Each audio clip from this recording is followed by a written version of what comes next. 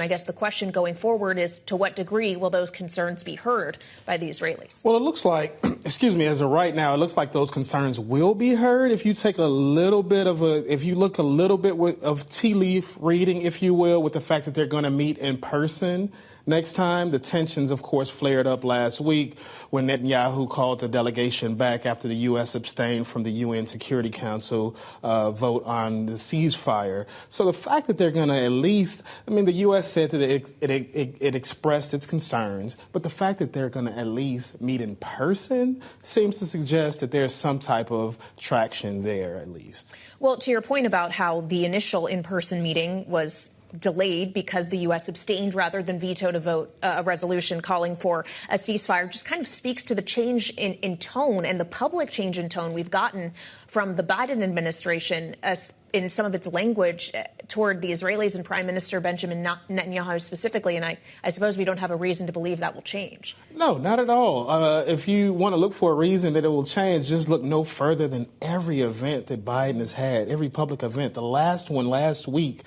where he appeared with Presidents Bill Clinton and Barack Obama, and it was interrupted by protesters. Mm-hmm. Almost every stop on the campaign trail for Biden, he's getting some type of pressure here. And this is international pressure as well. One thing I want to add is also you're starting to see some of this kind of seep over into the Republican Party. You have former President Donald Trump speaking to Israeli journalists who said that this thing needs to end as well. I'm glad you brought up protesters because obviously President Biden has faced them domestically, but there were tens of thousands of protesters out in Israel over the weekend as well, calling for new elections. The Prime Minister Benjamin Netanyahu said that would be disruptive, which of course is happening during a time of war. But he also had this to say on ceasefire negotiations and hostages. Take a listen to his televised address. Anyone who says I'm not doing everything I can to bring back the hostages is wrong and is misleading. And whoever knows the truth and is still repeating this lie is causing unnecessary grief to the family of the hostages. The truth is that while Israel has flexed its positions in the negotiations, Hamas hardens its positions. So obviously these negotiations, Mario, are still ongoing. Do we have an understanding from the U.S. side as to just how much progress is being made? Because obviously the U.S., Hamas and Israel, just some of the parties at the table. There's the Qataris and Egyptians as well.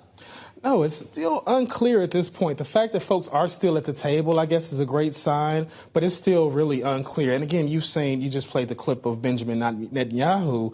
The way that Biden administration or Democrats even writ large, you had Jim Clyburn saying that this is more of a Netanyahu thing. This isn't sentiment toward Israel. This is more of a Netanyahu's about his handling of this conflict. I think that's what you're saying there. It was also interesting over the weekend to hear from a Democratic Senator, Chris Van Hollen of Maryland, saying that Netanyahu has been giving the finger, and that's a quote, to President Biden. Mario Parker, thank you so much for joining us this evening.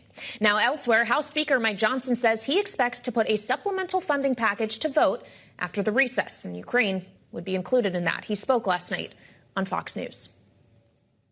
When it comes to the supplemental, we've been working to build that consensus. We've been talking to all the members, especially now over the district work period. When we return after this work period, we'll be moving a product, but it's going to, I think, have some important innovations.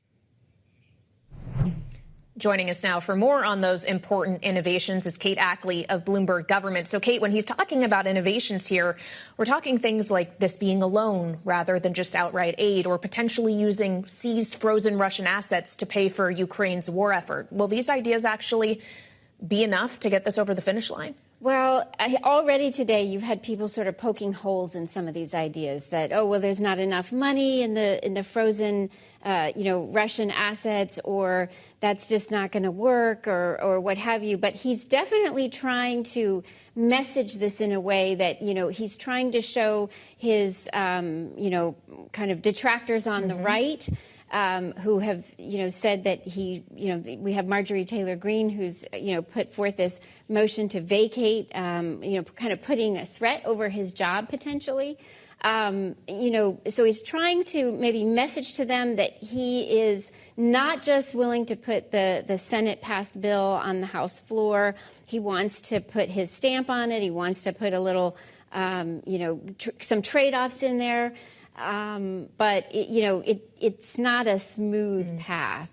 Well, whether or not it's trade-offs that he puts in there or the Senate package, either way, it does seem, to your point, that anything related to Ukraine aid going to the floor of the House for a vote is what would trigger Marjorie Taylor Greene actually acting on that motion to vacate. At least that's what she has suggested. Is Mike Johnson just seeming willing to call her bluff on this, or does he think Democrats are going to get him out of this mess? Well, I mean, we know there are some behind-the-scenes discussions happening with Democrats. We don't know necessarily to what extent and how much Democrats would try to protect his job.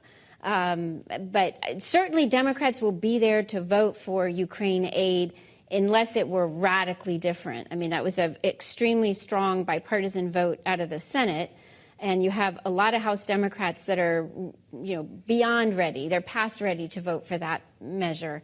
But yeah, you sort of get the sense, is this him saying, kind of bring it on in a sense? Like, are we going to go through a whole other round of no speaker? Or, he's also been really making the point that his party has this historically low majority. He's got nothing to work with almost. He reminded everyone in that Fox News interview that, the Senate is controlled by Democrats. There's a Democrat in the White House. And, he is right now this week fundraising, trying to raise money for House Republicans, and says, he wants to expand the majority, and that's the ticket to, getting some of the policies that he wants, that Marjorie Taylor Greene wants, the things that they agree on. I don't know if that kind of messaging is enough to keep his, fellow Republicans in line, but that's what he's been trying.